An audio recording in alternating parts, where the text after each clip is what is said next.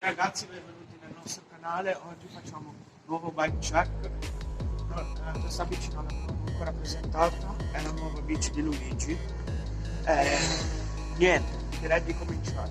Iniziamo subito Porcelle Rockshocks Divine, quelle da 180 mm con steli da 36, ammortizzatore Marzocchi a molla, non sappiamo la provenienza né marca, cioè né modello.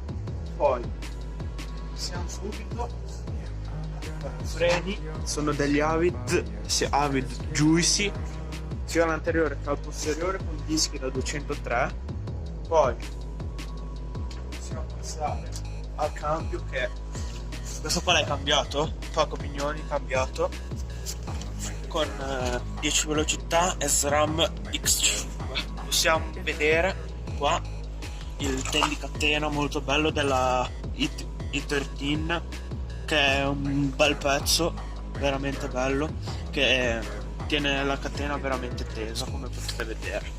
Poi passiamo alle gomme davanti, Minion DHF, il modello quello vecchio, però sempre un bel tassello, potete vedere. Poi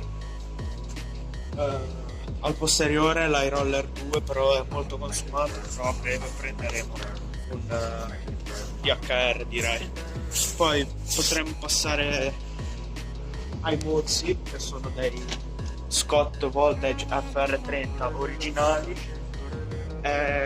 Abbiamo anche cambiato il manubrio, ne abbiamo montato uno da 780 mm con attacco Truvative Usefeld, che direi un 40 mm, e cassella è originale. Potete vedere la tag.